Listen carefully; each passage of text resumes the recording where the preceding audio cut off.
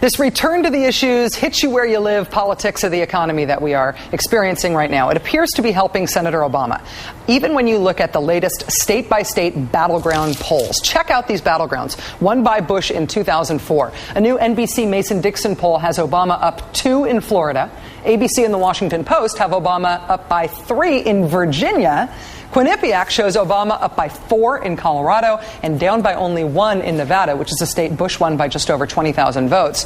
Taking a look at some states that John Kerry won in 2004, Obama leads McCain by 2 points in Pennsylvania, according to NBC News, by 2 in Quinnipiac's poll of Minnesota, 4 points in Michigan, and 7 points in Wisconsin. This does not match the common wisdom. Here to talk about what this all means, with the first debate coming up on Friday, Craig Crawford, MSNBC analyst and a columnist for CQPolitics.com. Hi, Craig. Nice to see you. Good to see you. Tighter than a tube sock, as Dan Rather might say. That is fair enough and super weird, but thank you. Craig, everybody does backflips over the national head-to-head polling numbers, but it's these battleground state polls that I just went through. These are the polls that actually tell you who's going to win the election, right?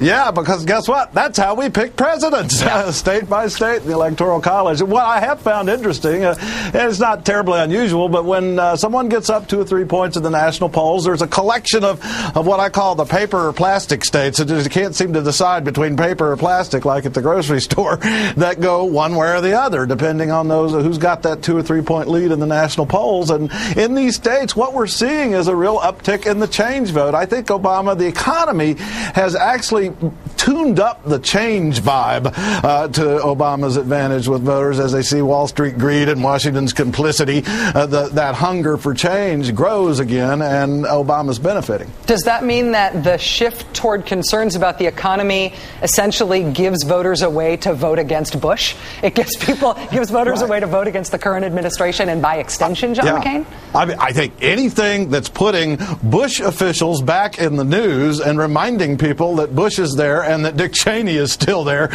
reminds people they wanted change. It's almost like they were hypnotized coming out of the conventions on that score, and this has brought that back into focus. I mean, one reason I say it's more the change than the economic is because in these polls, these economic numbers on confidence in leadership on the economy is still pretty close between McCain and Obama. The big difference is he's expanded that lead among those who want change as high as 24-point lead among the change voters in these states. Craig, looking specifically at Florida, infamously close in 2000, not nearly as close in 2004, won by George W. Bush in 2004. We've got Barack Obama hunkered down in Florida right now to prepare for the debate on Friday.